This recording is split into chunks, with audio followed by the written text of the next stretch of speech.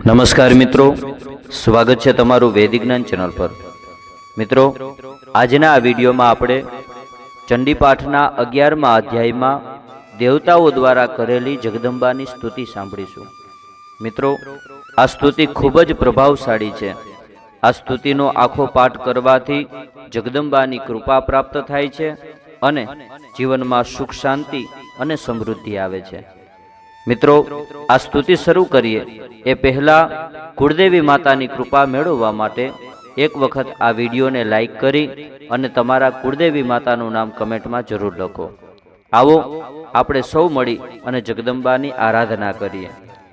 ઋષિ કહે છે કે શુંભ નામના દૈત્યનો જ્યારે જગદંબાએ વધ કર્યો હતો ત્યાર પછી દેવતાઓએ મળી અને જગદંબાની સ્તુતિ કરી છે। દેવતાઓ કહે છે, હે જગદંબા, તમે શરણાગતની પીડા હરી લેનારા હે દેવી, અમારા પર પ્રસન્ન થાવ। હે સમસ્ત જગતના માતા, તમે અમારા સૌ ઉપર પ્રસન્ન થાવ। હે વિશ્વેશ્વરી, તમે વિશ્વનું રક્ષણ કરો। હે દેવી, તમે જ ચરાચર જગતના અધીશ્વરી છો।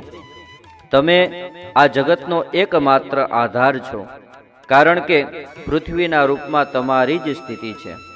હે દેવી, તમારું પરાક્રમ અલંઘનીય છે। તમે જ જળ રૂપે સ્થિત થઈને સમસ્ત જગતને તૃપ્ત કરો છો। તમે અનંત બળથી સંપન્ન વૈષ્ણવી શક્તિ છો। તમે આ વિશ્વની કારણભૂત પરામાયા છો। હે દેવી, તમે આ સમસ્ત જગતને મોહિત કરી મૂક્યું છે। તમે જ પ્રસન્ન થતા આ પૃથ્વી પર મોક્ષની પ્રાપ્તિ કરાવો છો। હે દેવી, સમસ્ત વિદ્યાઓ તમારા જ ભિન્ન ભિન્ન સ્વરૂપો છે।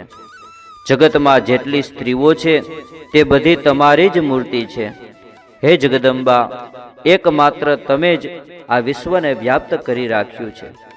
તમારી સ્તુતિ કઈ રીતે થઈ શકે, કારણ કે તમે તો સ્તવન કરવા યોગ્ય પદાર્થોથી પણ પર છો અને પરાવાણી છો। તમે સર્વ સ્વરૂપા દેવી છો અને સ્વર્ગ તથા મોક્ષ આપનારા છો। તેથી જ આ જ રૂપમાં તમારી સ્તુતિ કરીએ છીએ। તમારી સ્તુતિ માટે આનાથી સારી ઉક્તિઓ શું હોઈ શકે? બુદ્ધિ રૂપે સૌના હૃદયમાં વિરાજમાન રહેનારા તથા સ્વર્ગ અને મોક્ષ આપનારા હે દેવી નારાયણી, તમને નમસ્કાર છે। કળા, શિલ્પ, કાષ્ઠ વગેરે રૂપે ક્રમશઃ પરિણામ અવસ્થાના પરિવર્તન તરફ લઈ જનારા તથા વિશ્વનો ઉપસંહાર એટલે કે સમાપન કરવામાં સમર્થ એવા હે નારાયણી, તમને નમસ્કાર છે। હે નારાયણી, તમે તમામ પ્રકારના મંગળનું પ્રદાન કરનારા મંગલમયી દેવી છો। કલ્યાણનું પ્રદાન કરનારા શિવા છો। તમે સર્વ પુરુષાર્થોને સિદ્ધ કરનારા શરણાગત વત્સલ છો। ત્રણ નેત્રોવાળા અને ગૌરી છો। તમને નમસ્કાર છે। તમે સંસારના સર્જન, પાલન અને સંહારના શક્તિભૂત સનાતની દેવી છો અને તમે ગુણોના આધારભૂત તથા સર્વ ગુણમયી છો। હે નારાયણી, તમને વારંવાર નમસ્કાર છે। શરણમાં આવેલા દીનો અને પીડિતોના રક્ષણમાં રત રહેનારા તથા સૌની પીડાને હરી લેનારા હે નારાયણી, તમને વારંવાર નમસ્કાર છે। હે નારાયણી, તમે બ્રહ્માણીનું રૂપ ધારણ કરીને હંસોથી જોતરાયેલા વિમાન પર આરૂઢ થાવ છો અને દર્ભ મિશ્રિત જળનો છંટકાવ કરતા રહો છો। તમને નમસ્કાર છે। મહેશ્વરી રૂપે ત્રિશૂળ, ચંદ્રમા અને સર્પને ધારણ કરનારા તથા મહાન વૃષભની પીઠ પર આસીન થનારા નારાયણી દેવી, તમને નમસ્કાર છે। મયુરો અને કુકડાઓથી ઘેરાયેલા રહેનારા તથા મહાશક્તિ ધારણ કરનારા કૌમારી રૂપ ધારિણી હે નિષ્પાપ નારાયણી, તમને નમસ્કાર છે। શંખ, ચક્ર, ગદા, સાર્ગ, ધનુષ્યના ઉત્તમ આયુધો ધારણ કરનારા વૈષ્ણવી શક્તિ સ્વરૂપા હે નારાયણી, તમે પ્રસન્ન થાવ। તમને નમસ્કાર છે। હાથમાં ભયાનક મહાચક્ર લીધેલા તથા દાઢો પર પૃથ્વીને ઉઠાવી રાખેલા વારાહી રૂપે હે કલ્યાણમયી નારાયણી, તમને વારંવાર નમસ્કાર છે. ભયંકર નરસિંહ રૂપના દૈત્યનો વધ કરનારા, યત્ન કરનારા તથા ત્રણેય ભુવનોના રક્ષણમાં રત રહેનારા હે નારાયણી, તમને નમસ્કાર છે. મસ્તક પર મુગુટ અને હાથમાં મહાવજ્ર ધારણ કરનારા, સહસ્ત્ર નેત્રોને કારણે દેદીપ્યમાન દેખાનારા અને વૃત્રાસુરના પ્રાણનું હરણ કરનારા ઇન્દ્ર શક્તિ સ્વરૂપા દેવી નારાયણી, તમને નમસ્કાર છે. શિવદૂતી રૂપે દૈત્યોની મહાન સેનાનો સંહાર કરનારા, ભયંકર રૂપ ધારણ કરનારા અને વિકરાળ ગર્જના કરનારા હે નારાયણી, તમને નમસ્કાર છે. દાઢોને કારણે વિકરાળ મુખવાળા, મુંડોની માળાથી વિભૂષિત મુંડ દૈત્યનું મર્દન કરનારા ચામુંડા રૂપે હે નારાયણી, તમને નમસ્કાર છે.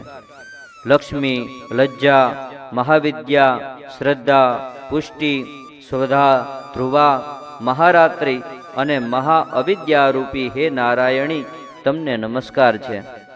મેધા, સરસ્વતી, વરા, ભૂતિ, બાભ્રવી, વર્ણના, તામસી, મહાકાળી, નિયતા તથા ઈશા સર્વ સ્વરૂપા હે નારાયણી, તમને વારંવાર નમસ્કાર છે. હે નારાયણી, સર્વ સ્વરૂપા, સર્વેશ્વરી અને સર્વશક્તિ સંપન્ન દિવ્ય રૂપ ધારિણી હે દુર્ગે દેવી, અમારું બધા ભયોમાંથી તમે રક્ષણ કરો. તમને વારંવાર નમસ્કાર છે. હે કાત્યાયની, ત્રણ નેત્રોથી વિભૂષિત તમારું સૌમ્ય વદન અમારું સર્વ પ્રકારના ભયોમાંથી રક્ષણ કરે. તમને નમસ્કાર છે. હે ભદ્રકાળી, જ્વાળાઓને કારણે વિકરાળ લાગતું અત્યંત ભયંકર અને સમસ્ત અસુરોના સંહાર કરનારું તમારું ત્રિશૂળ ભયમાંથી અમારું રક્ષણ કરે. તમને નમસ્કાર છે. હે દેવી, જે પોતાની ધ્વનિથી સમસ્ત જગતને વ્યાપ્ત કરીને દૈત્યોના તેજને નષ્ટ કરી દે છે, તે તમારો ઘંટ અમારું પાપોથી એવી રીતે રક્ષણ કરે કે જેમ માતા પોતાના પુત્રને હીન કર્મો કરવાથી બચાવે છે. હે ચંડિકે, તમારા હાથમાં સુશોભિત ખડગ કે જે અસુરોના રક્ત માંસથી ચર્ચિત છે, તે અમારું મંગલ કરે. અમે તમને નમસ્કાર કરીએ છીએ. હે દેવી, તમે પ્રસન્ન થતા બધા રોગોને નષ્ટ કરી દો છો અને ક્રુદ્ધ થતા બધી જ મનવાંછિત કામનાઓ નાશ કરી દો છો. જે લોકો તમારા શરણમાં આવી ચૂક્યા છે તેમના પર વિપત્તિ તો આવતી જ નથી. તમારા શરણમાં આવેલા મનુષ્યો બીજાઓને શરણ આપનાર થઈ જાય છે.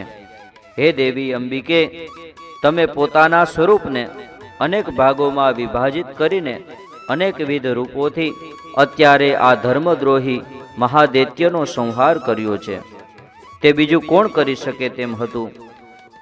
વિદ્યાઓમાં જ્ઞાનને પ્રકાશિત કરનારા શાસ્ત્રોમાં તથા આદિ વચનોમાં એટલે કે વેદોમાં તમારા સિવાય અન્ય કોનું વર્ણન છે?